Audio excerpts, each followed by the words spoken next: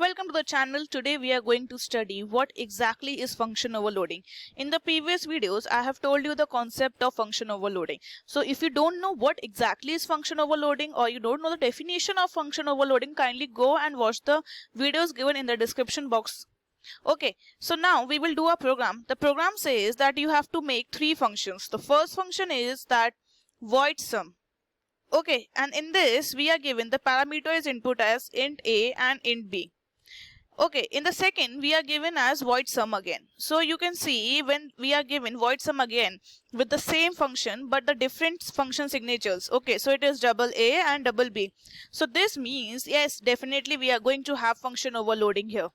And again let's create it's void sum double and let's take it this time int double and let's take it byte A and byte B. So you can see we are having three functions of the same name, but the only difference is we are having their different arguments, or you can say different input types. So here it is int, in the second one it is double, and in the third one we have byte. Because we have different arguments, that is the most important part, that if there are different arguments you have to achieve this program by the help of function overloading. Okay, so you should know how to do this function overloading. So we will write our function and a class, and we will use the void main to call all these functions and do the function overloading. Okay, so first of all we need to create a class. So let me create a class. Let's say the class name is over because we are doing overloading. So let's take over p. After this I will just make a function name as, the first one goes like void sum. So void sum. Okay, in this void sum what we have to do, we have to take int a and b. So I will take here int a and int b. Okay, so take these and just perform. Since it is void, you can see the output is void. So in this the function does void means that the function is not returning, does not have a return type, which means we have to display whatever the result is itself in the function.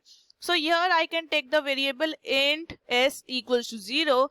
Here I can perform s is equals to a plus b, and here you can write system.out.println sum is and print the sum s. This is your first function done. After this again we have to take a function. Let's take void sum, and then here we will take double a and double b. Okay, so this is double a double b. Now here what I will do, I will again take double sum is equals to 0.0 because in double means decimal. Okay, so here let's take s is equals to again a plus b, and then just display it sopln, the sum is, and let's display s here. It's done. Okay, so we don't need this, it's done. After this we just need to close. We are done. Now next we have is sum, which is taking byte type of input. Okay, so I will write here only it is void again, and let me just divide the page. It's void again and sum, let's take it byte b a and byte b. Okay, and now here we have to take again, so you can take in type of a variable s, it is not a issue. So s is 0, and then you have to perform a plus b, and then sopln. You have to write the complete that system.out.println, and then you have to display this. It's done. Now at the end you have to create the void function to call all these above. So let's create void main, and in this void main, if you want you can use buffer reader, if you want you can use scanner class, or you can just directly input the values like I am doing. So I will create the object of over p function, over p class. Op is equals to new over p. This is how I'm creating my class.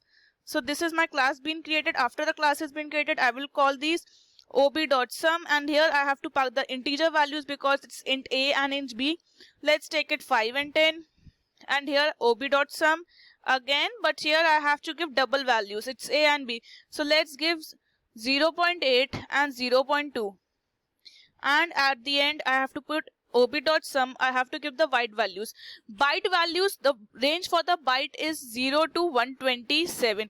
If you give a value which is greater than 127, let's say I give 500, so it will give an array because the range of byte is 0 to 127. Okay, or rather you can say minus 127 to 127 positive. Okay, so you can give any value. So let's take, I will give 50 and here 126. So these are the appropriate and correct values you can give. So this is a void main over, this is a class over.